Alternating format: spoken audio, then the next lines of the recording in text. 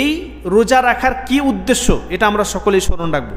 এই রোজা রাখার উদ্দেশ্য হচ্ছে মুসা আলাইহিস সালাতু ওয়াস সালামকে পাপিষ্ঠ ফেরাউনের হাত থেকে নাজাত দিয়েছিলেন এই দিনে, ফলে শুকরিয়া হিসাবে মুসা আলাইহিস সালাতু ওয়াস সালাম রোজা রেখেছেন। আমরাও শুকরিয়া হিসাবে রোজা রাখি, ওই উদ্দেশ্যে রোজা রাখি।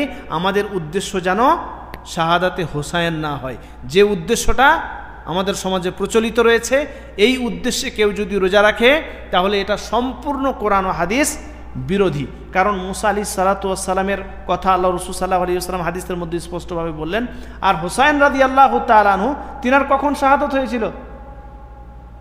সেই উদ্দেশ্য যদি আমরা রোজা রাখি, শাহাদাতে হোসাইনকে কেন্দ্র করে যদি আমরা রোজা রাখি, তাহলে হাদিসের মধ্যে কোথাও কি এসছে?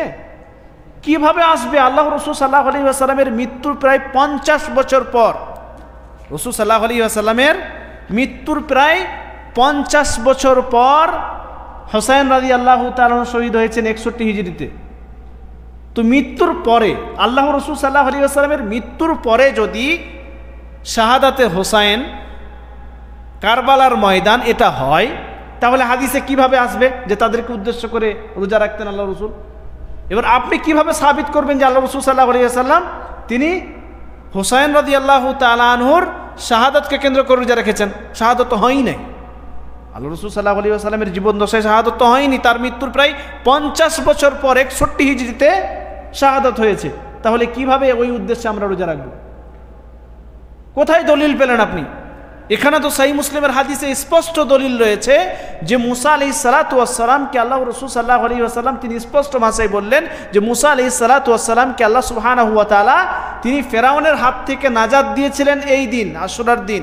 ইহুদিরাও পর্যন্ত জানলো, যারা ইহুদি তারাও পর্যন্ত এই উদ্দেশ্য জানলো এবং ওই উদ্দেশ্যের ওপরই তারা আমল করে যে মুসা আলাইহিস সালাতু ওয়াস সালাম 10ই মুহররম রোজা রেখেছে কারণ তিনি সেদিন নাজাত পেয়েছে। আর আমাদের মুসলিম জাতির এক শ্রেণীর মানুষ তারা এই উদ্দেশ্য জানলো না, অন্য উদ্দেশ্যে এই রোজা পালন করছে।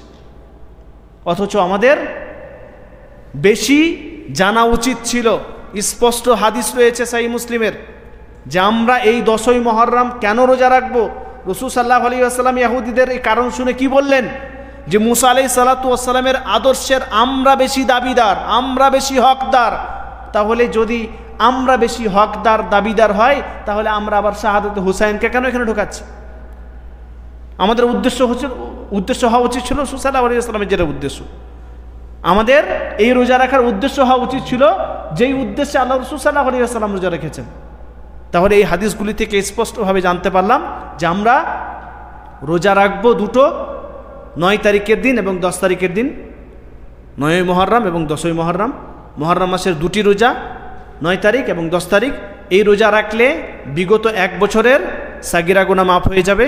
এবং এই রোজা রাখার উদ্দেশ্য হচ্ছে মুসা আলাইহিস সালাতু ওয়াস সালাম যে উদ্দেশ্যে রোজা রেখেছেন, আল্লাহ রাসূল সাল্লাল্লাহু আলাইহি ওয়াসাল্লাম যে উদ্দেশ্যে রোজা রেখেছেন সেই উদ্দেশ্য। অন্য কোনো উদ্দেশ্যে যদি রোজা রাখেন তাহলে এটা স্পষ্ট কোরআন ও হাদিসের বিরোধী। কোরআন হাদিসের স্পষ্ট একদম বিরোধিতা করছেন আপনি। বোঝা গেল?